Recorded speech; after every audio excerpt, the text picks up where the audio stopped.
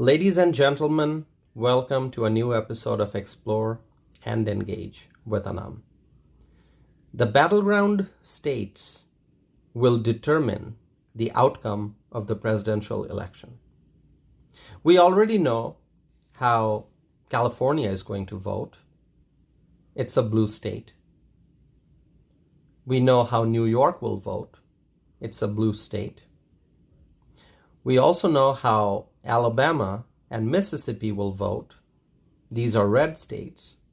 We know Washington State will vote blue. We know Oklahoma will vote red. Florida will likely be red. And same in the case of Texas. So people know a lot about how some of these states are going to vote and what the results will be in statewide races.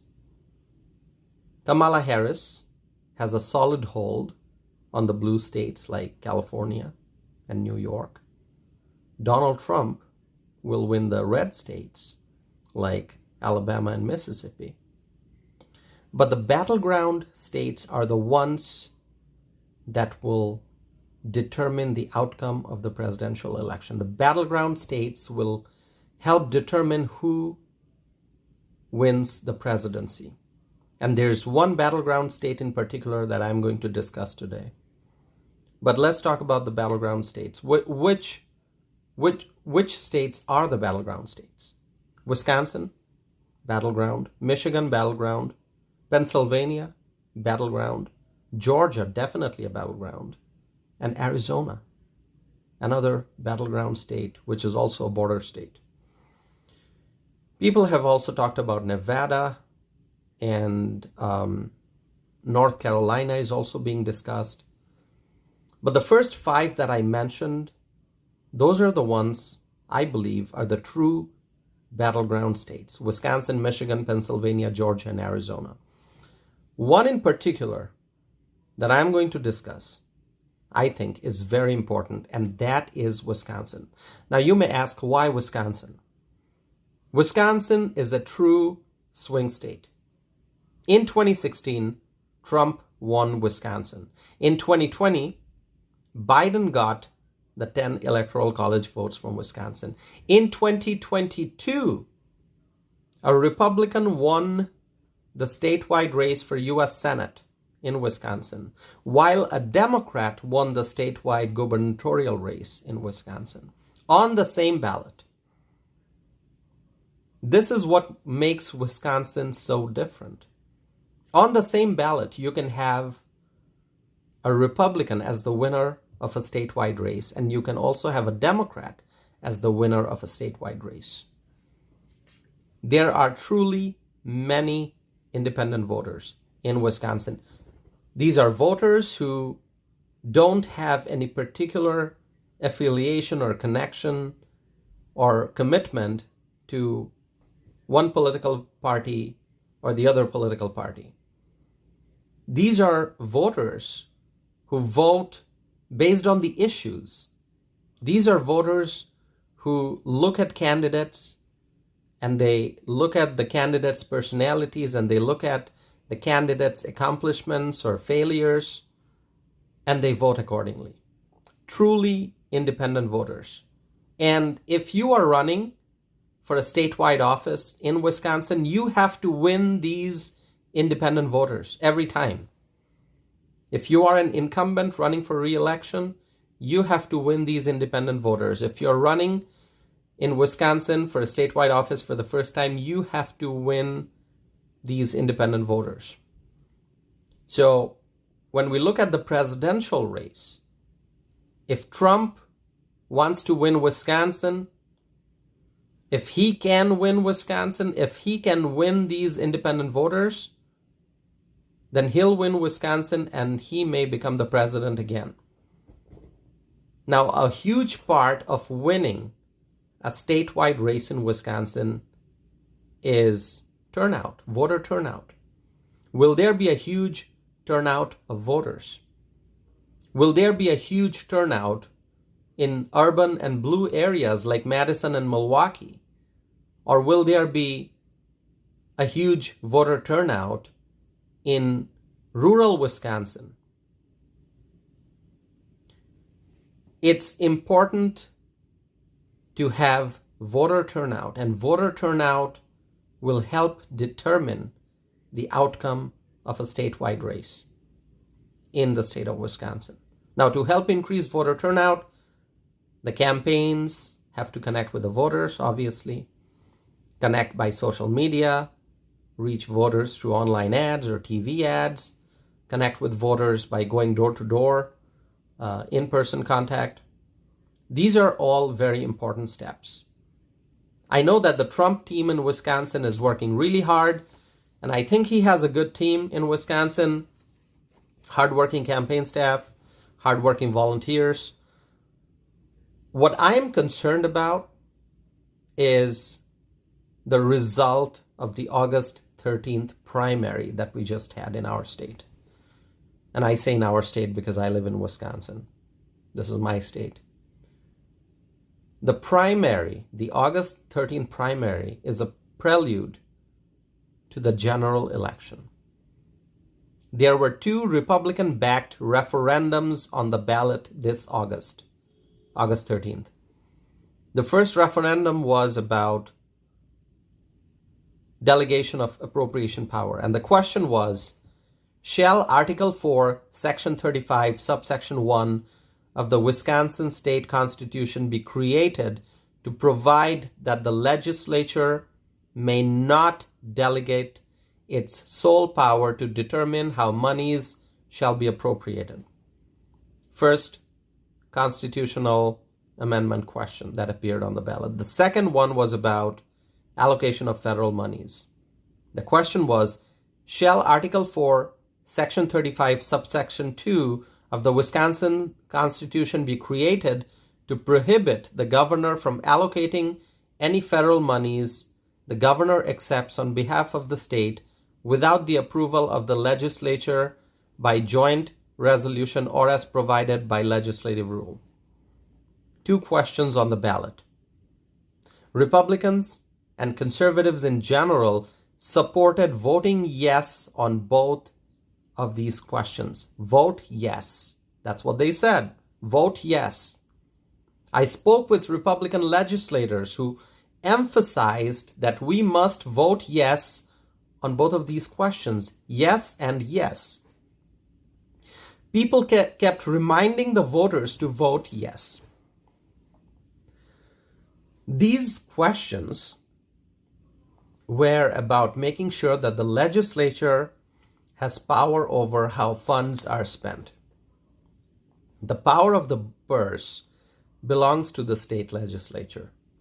The legislature is made up of representatives, both liberal and conservative, who were voted into office by the people of the state. One person, the governor, must not have the supreme power of deciding how to spend federal dollars that the state received. The governor must not be able to pick whatever the governor considers the favorite projects. The governor should not be able to pick the favorite projects, his favorite projects. The legislature must have the power to decide how to spend public funds received from the federal government. The current governor, Tony Evers, and his executive branch has spent billions of dollars in federal funds without any approval from the state legislature. So as we approached the August 13th election date, the primary election, Republicans kept saying that people should vote yes and yes. This is common sense. This is not just about the Democrat governor in office. This would also apply to any future governor, Democrat or Republican. But the voters rejected the 2 amendments. And it's a big win for the Democrats because the Democrats encouraged the voters to vote no. The Republicans were saying vote yes and yes. The Democrats were saying vote no and no. And the Democrats won. The Democrats have demonstrated that they have, as of now, a strong momentum in this state. If you apply common sense, then you would say, hey, let's vote yes. That was the common sense choice. Vote yes. It does make sense that we want the power of the purse to be with the state legislature rather than with one person, that is the governor, Democrat or Republican. But the Democrats in Wisconsin campaigned to defeat the amendments, and they were successful. More people voted no than yes. The no votes were larger in number.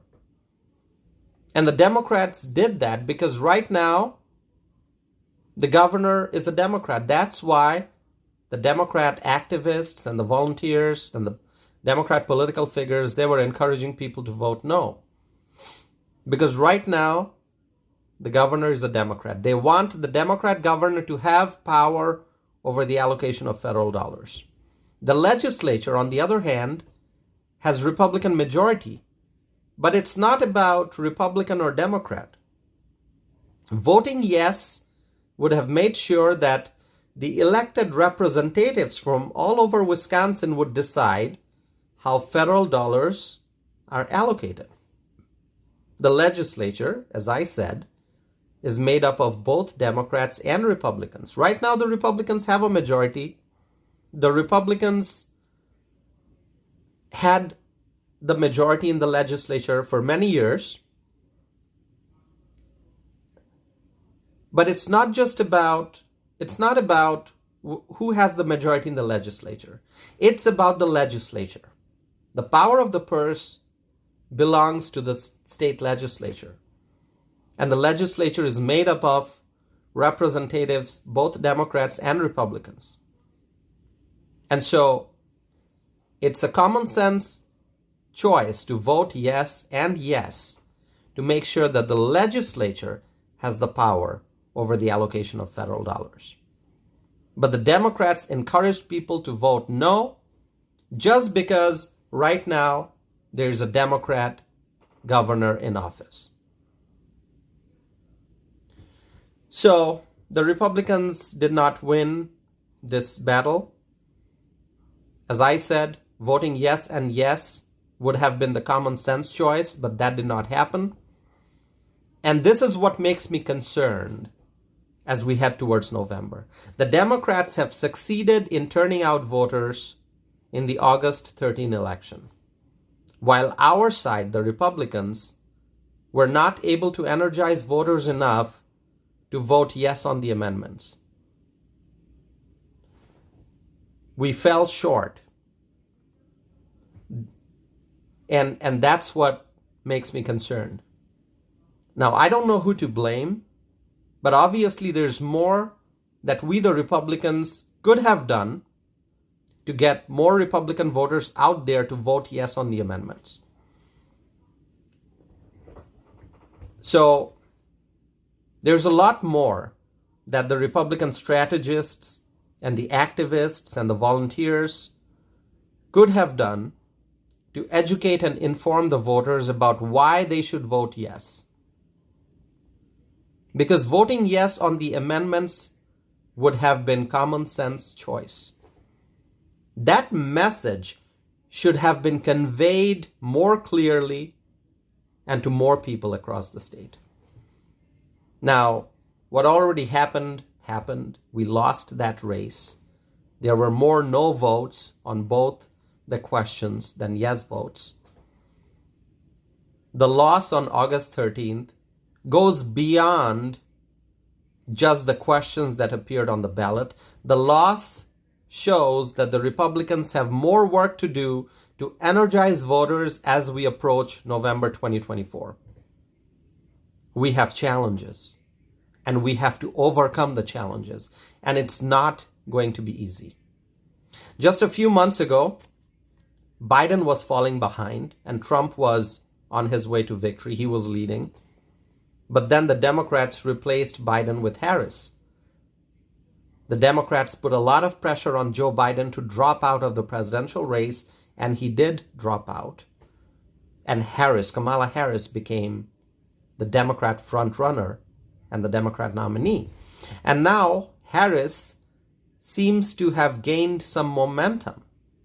She's trying to energize the Democrat base. And a lot of Democrat voters who were not happy with Biden seem to be happy with Harris.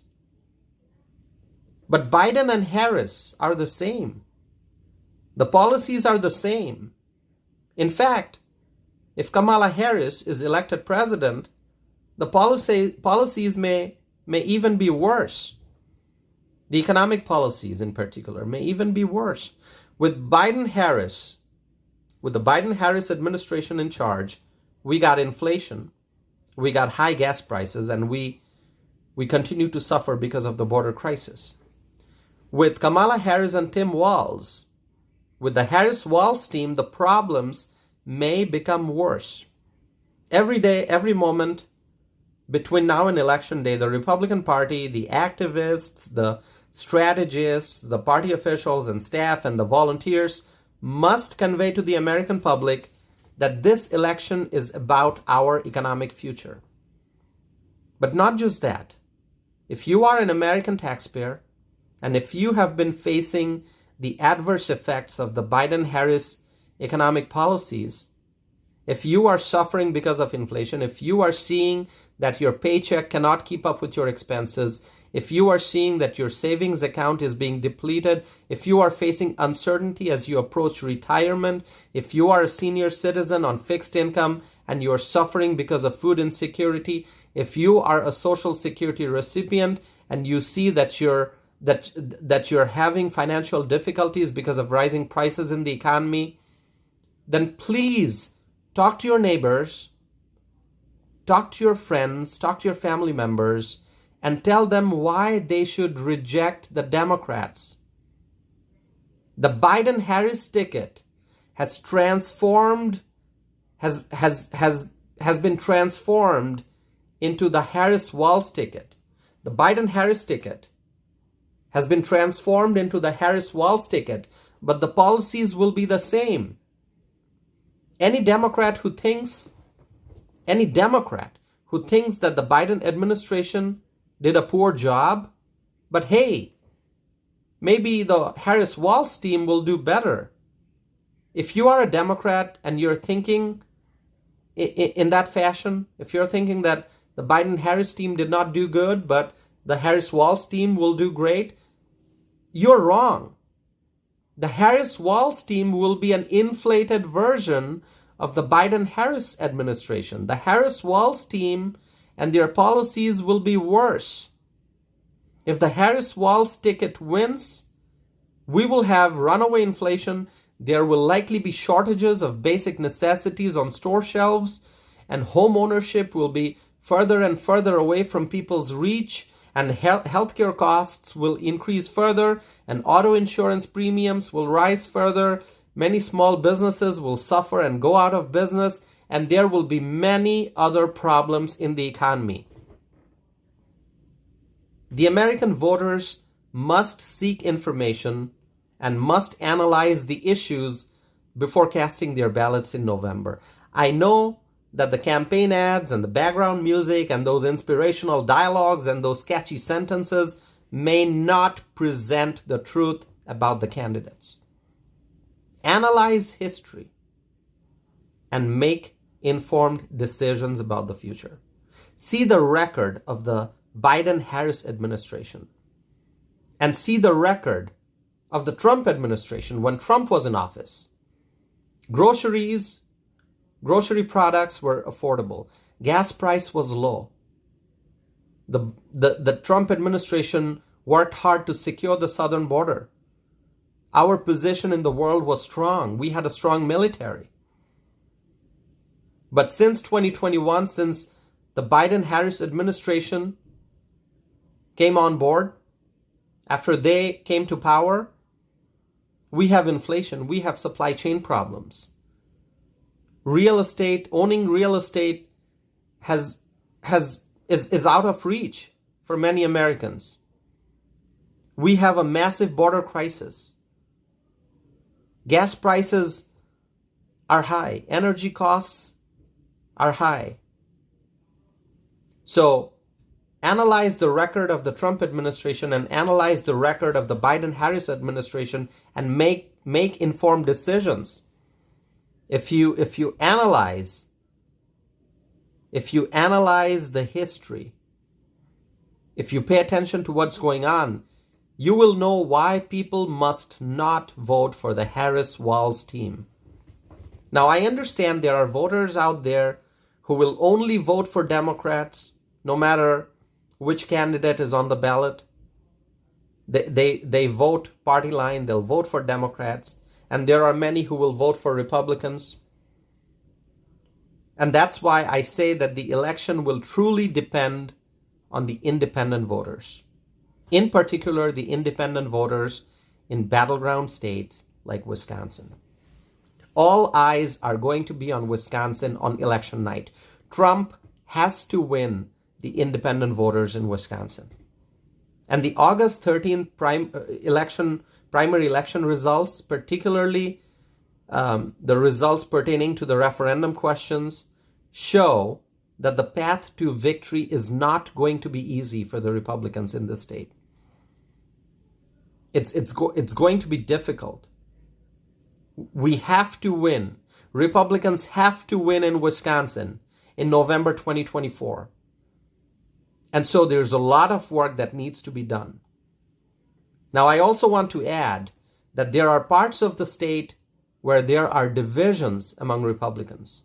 On August 13th, we saw that there was a tremendous contest in the 8th Congressional District of Wisconsin. 3 Republican candidates ran to win the primary. The race got quite heated, and there was no way to predict who would win. One of the candidates, Andre Jack, incumbent state senator, he's a solid conservative. Roger Roth, another candidate, a very prominent political figure who also ran for the office of lieutenant governor in 2022. He also served in the Wisconsin State Senate. And Tony Weed, a successful businessman who received Donald Trump's endorsement in the race. So there was no way to predict who would win. And now we know the results. Tony Weed won. And so the question is, can the 8th Congressional District Republican voters come together? And those who supported Tony Weed, they are happy. Those who supported Andre Jack or Roger Roth, they may not be happy with the outcome. But we have to come together. The people of the 8th Congressional District, the Republicans, must come together, must erase any kind of division that may exist right now, and work together to help Donald Trump win in November. Also, in the 2nd Congressional District, we had 2 congressional candidates from the Republican side who ran for the 2nd Congressional District, which is a solidly blue district, heavily Democrat district, but we had 2 GOP candidates, and the race also, was intense. And so now we know there's one winner. 2 candidates ran, one won. And so now the question is, can the 2nd Congressional District Republicans in Wisconsin come together? And if there are any divisions that appeared as people supported one candidate versus the other, it's time to put aside those differences, come together. So the question is, can the 2nd Congressional District Republicans in Wisconsin come together to ensure that there's high Republican voter turnout in November, which will help Trump win? There are some other races for state legislative seats in which 2 Republicans ran. Only one won, obviously.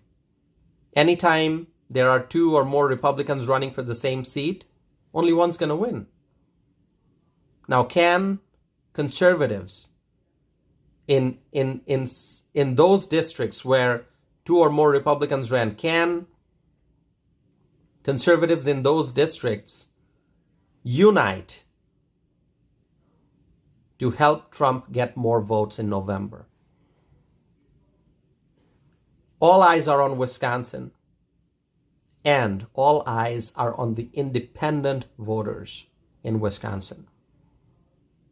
The independent voters will determine the outcome of a statewide race in Wisconsin this November. And the outcome in Wisconsin will help determine who wins the race to the White House. And so it's important for the Republicans to win independent voters while also ensuring that the solid Republican voters turn out to vote and they cast their ballots in November.